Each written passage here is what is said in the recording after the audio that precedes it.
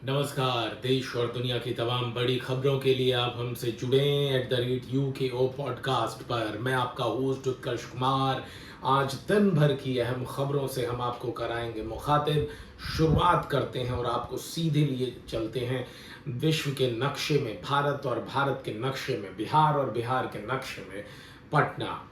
यहाँ आपको ये बताना ज़रूरी हो जा रहा है कि बिहार में जो है वो कई सारे ऐलान किए जा रहे हैं। लालू के बड़े बेटे तेज प्रताप यादव ने स्पष्ट कह दिया है कि वो निर्दलीय चुनाव लड़ेंगे, महुआ से चुनाव लड़ेंगे, और अगर तेजस्वी भी उनके टीम में आना चाहते हैं तो स्वागत है। तेज प्रताप ने टीम तेज प्रताप नाम से एक नया संगठन शुरू किया है जिसमें टोपी का कलर पीला और गमछा पीला है। कमोबेश अगर आप देखें तो ये जन सुराज पार्टी के पीले गमछे और झंडे की तरह दिखता है। और बेसिकली इसका गठन युवा उम्मीदवारों को प्रमोट करने के लिए तेज प्रताप ने किया है। कह रहे हैं कि युवा उम्मीदवारों को वो चुनाव लड़वाएंगे, और खुद ज़रूरत पड़ी या कह लें तो स्पष्ट तौर पर कहा है कि महुआ से विधानसभा चुनाव निर्दलीय उम्मीदवार के तौर पर लड़ेंगे। इस बीच हम आपको लिए चलते हैं दूसरी तरफ। एक टीचर है जो कि विपिन नाम है, उसके भी विधानसभा चुनाव लड़ने की घोषणा उसने भी कर दी है महनार से। साथ ही साथ निर्दलीय चुनाव लड़ने की बात कही है। कुछ महीने पहले वहाँ के स्थानीय डीएम कलेक्टर से बहस होने और तीखी नोकझोंक और के बाद जो है ये सुर्खियों में आए थे, जिसके बाद उस डीएम को जो है वहाँ से ट्रांसफ़र कर दिया गया था। और विपिन ने बताया था कि काफ़ी ज़्यादा तादाद में रिश्वतखोरी वहाँ पर हो रही है। कलेक्टर जो है बात नहीं सुन रहे हैं।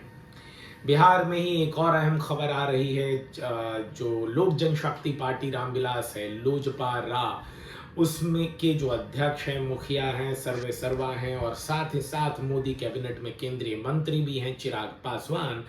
चिराग का कहना है कि उन्हें काफ़ी कष्ट हो रहा है कि वो इस समय बिहार में उस सरकार का समर्थन कर रहे हैं जहां दिनों दिन रोजाना हत्या और कई तरह की घटनाएं या वारदात को अंजाम दिया जा रहा है।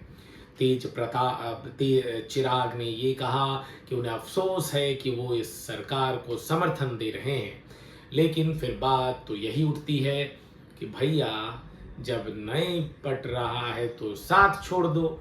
हालांकि इससे पहले भी चिराग पासवान ने यह कहा था कि वो निर्दलीय वो बिहार की 243 विधानसभा सीटों पर अपने उम्मीदवार खड़ी करेगी। अब देखना दिलचस्प होगा कि चिराग के इस बयान के बाद जदयू प्रवक्ताओं की टीम और बीजेपी की टीम क्या बयान देती है।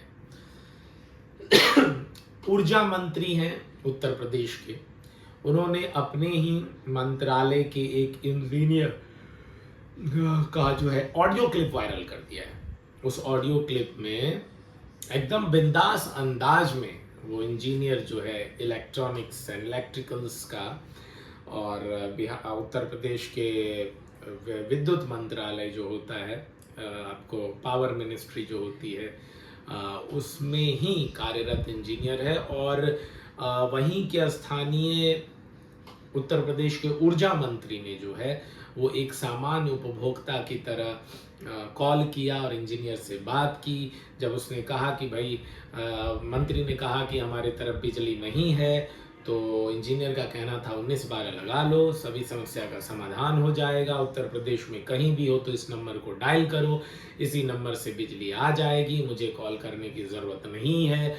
और जो है ये नंबर उसके लिए है नहीं, ये मेरा पर्सनल नंबर है। और ऊर्जा मंत्री ने इस ऑडियो क्लिप को जो है वायरल कर दिया है। अब ये क्लिप आपको यूट्यूब पर कई जगहों पर उपलब्ध है। बढ़ते हैं अगली खबर की ओर। खबर ये है कि बिहार में चोरी छुपे 70,000 करोड़ के घोटाले का मामला सामने आया है। अब इस मामले पर एक हमारा विश्लेषण जो होगा विस्तार से होगा, ये आपको कल या परसों मिल जाएगा। कहा जा रहा है कि नीतीश सरकार के दौरान यहाँ के विभिन्न मंत्रालयों और प्रशासन और आला अधिकारियों के महकमे में 70,000 करोड़ रुपए का घोटाला किया गया। मतलब इतनी राशि का कोई आय और व्यय का जो है कोई रिपोर्ट ही दर्ज नहीं है। ये पैसा कहाँ गया, इससे आसमान खा गई या ज़मीन पाताल निगल गया, ये तो कोई अब यही लोग बता पाएंगे। बिहार सरकार के बीते कुछ दिनों में, महीनों में जिस तरह से अपराधियां बेखौफ घूम रहे हैं और जिस हिसाब से हत्या, अपहरण और चोरी, इन सब के वारदात बढ़ रहे हैं, वो निश्चय ही यहाँ के प्रशासनिक महकमे पर संदेह की उंगली करता है, उसे और मजबूत करता है, पेचीदा करता है। इस बीच आपको बता दें कि नवादा, बिहार के नवादा में एक हार्डवेयर शोरूम में अंधाधुंध गोलीबारी की गई है।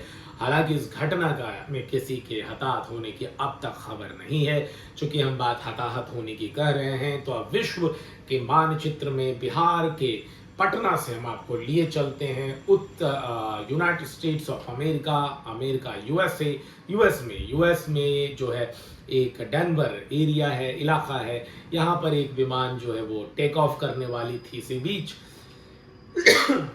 उसमें आग लग गई। टेक ऑफ करने से पहले आनन फानन में 179 जो यात्री सवार थे उस हवाई जहाज में, उन्हें सुरक्षित स्लाइड कराकर इमरजेंसी एग्जिट से बाहर निकाल दिया गया।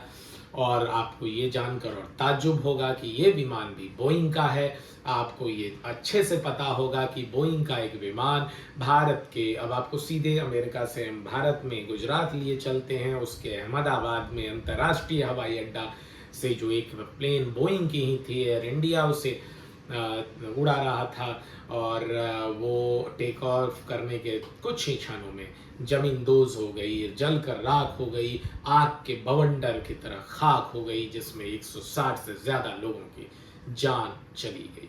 इस बीच आपको बता दें, जान जाने से बात उठी है तो हम आपको सीधे लिए चलते हैं अब गुजरात से उत्तराखंड के हरिद्वार में पे हम आ रहे हैं। वहाँ पर मनसा देवी मंदिर है, जहाँ श्रद्धालुओं की ज़्यादा भीड़ होने के चलते भगदड़ की स्थिति बन गई और इसके चलते 6 श्रद्धालुओं की मौत की खबर आ रही है।